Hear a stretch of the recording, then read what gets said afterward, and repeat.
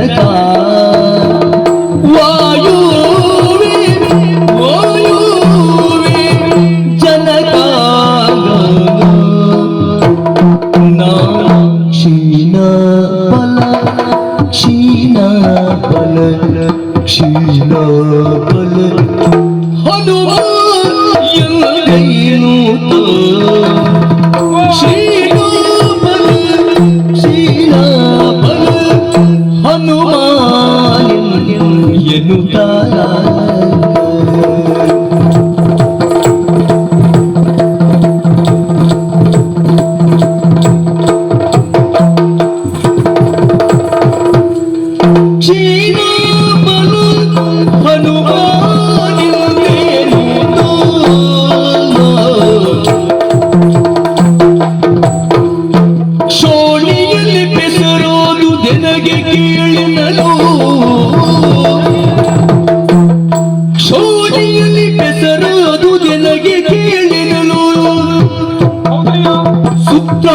ಮಾತನು ನುಡಿದ ನಗುತ್ತ ಸುತ್ತಾಣ ಮಾತನು ನುಡಿದ ನಗುತ್ತ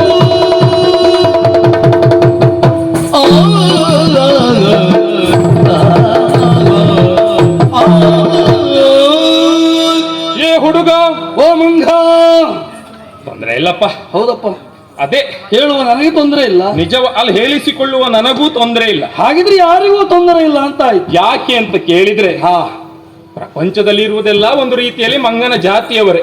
ಅಂದ್ರೆ ಚಾಂಚಲ್ಯದ ಪ್ರತಿರೂಪ. ಹೌದಾ? ಆ ಚಾಂಚಲ್ಯದ ಪ್ರತಿರೂಪ ಎನ್ನುವುದು ಒಳಗಡೆಯಲ್ಲಿ ಹುಟ್ಟಿಕೊಳ್ಳಬೇಕು ಅಂತ ಆದ್ರೆ ಅದಕ್ಕೊಂದು ಮನಸ್ಸು ಎನ್ನುವುದು ಬೇಕೇ ಬೇಕು. ಹಾಗಾದ್ರೆ ಆ ಮನಸ್ಸಿಗೆ ಒಂದು ಬೇಕಾದ ಭಾವನೆಯನ್ನು ವ್ಯಕ್ತಪಡಿಸಬೇಕು ಅಂತ ಆದ್ರೆ ಅದಕ್ಕೆ ಬುದ್ಧಿಯೂ ಬೇಕು, ಜೊತೆಯಲ್ಲಿ ದೇಹವೂ ಬೇಕು. ಈ ಎಲ್ಲವೂ ಸೇರಿಕೊಂಡಾಗ ದೇಹ ಎನ್ನುವುದು ಆಗುತ್ತದೆ. ಅಂದ್ರೆ ದೇಹದ ಒಳಗಿದೆಲ್ಲವೂ ಇರ್ತದೆ.